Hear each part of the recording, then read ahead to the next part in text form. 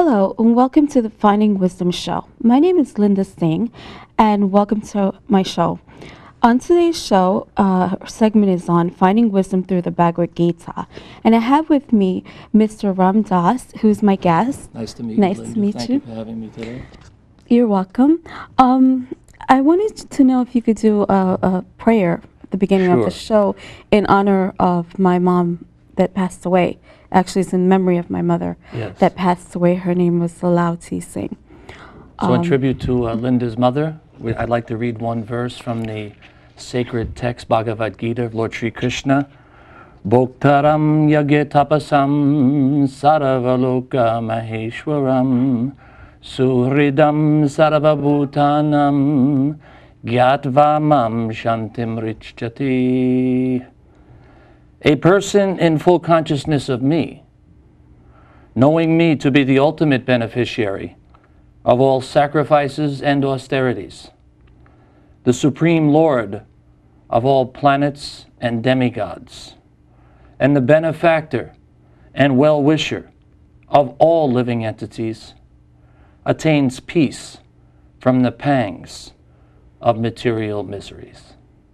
It's a very, very famous verse Lord Sri Krishna speaks to Arjuna, so that's a tribute to Linda's mother. Thank you. I really appreciate that. Thank you. I would like to know, what is the purpose of the Bhagavad Gita? What exactly is the Bhagavad Gita? Bhagavad Gita is a treatise spoken by Sri Krishna. Bhagavad Gita literally means Song of God. Okay. Its attempt is to deliver mankind from the nescience or ignorance of material existence.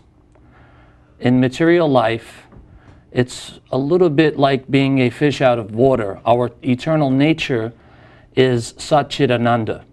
Sat means eternity, Chit means knowledge, and Ananda means bliss. So by nature, we are very blissful, we are very knowledgeable, and we're eternal.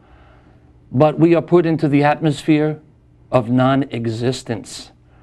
This material world is asat, or temporary. It is achit, or filled with ignorance. And it is nirananda, filled with misery and not bliss.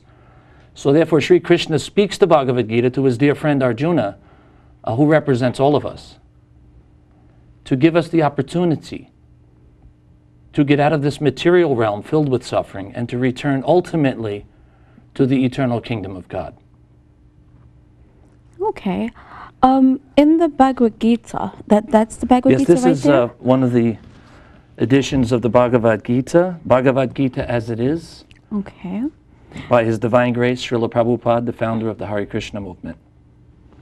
Okay, and in the book, the Bhagavad Gita, who exactly is Sri Krishna? When you explain Sri Krishna is talking to Arjuna, what exactly is this? The Bhagavad Gita like a Bible, like Yes, the Bhagavad Gita. What is the Bhagavad Gita exactly? Is a transcendental dialogue between Krishna, who is established in Bhagavad Gita, theoretically at least. He is established as the Supreme Personality of Godhead.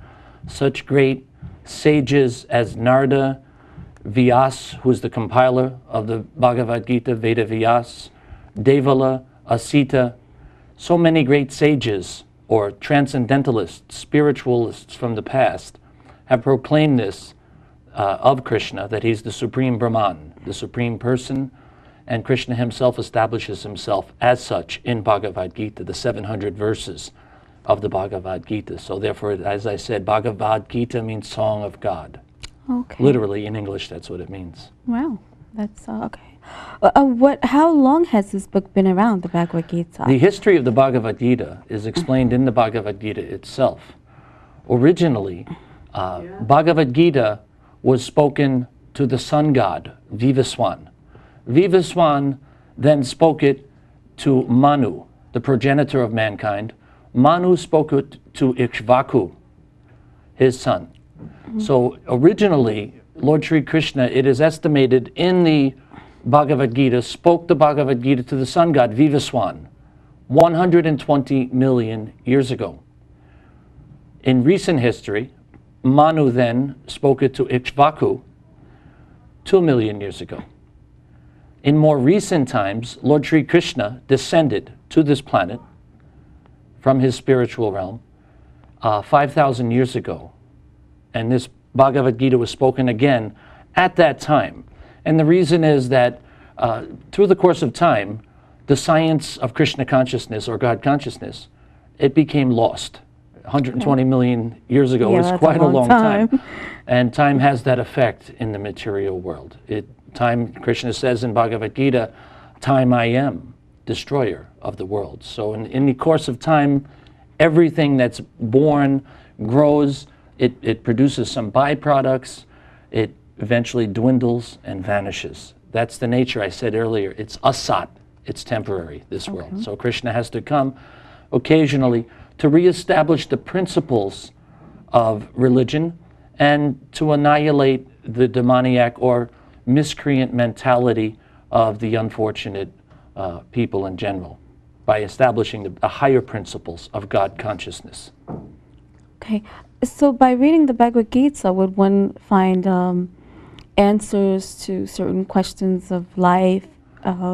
Can the Bhagavad Gita be like a Bible? Like I said before, is it like a Bible? What is it used for? Reading it in the teachings? Certainly, Bhagavad Gita is like a Bible. There are basically 5 essential truths that are discussed in the Bhagavad Gita.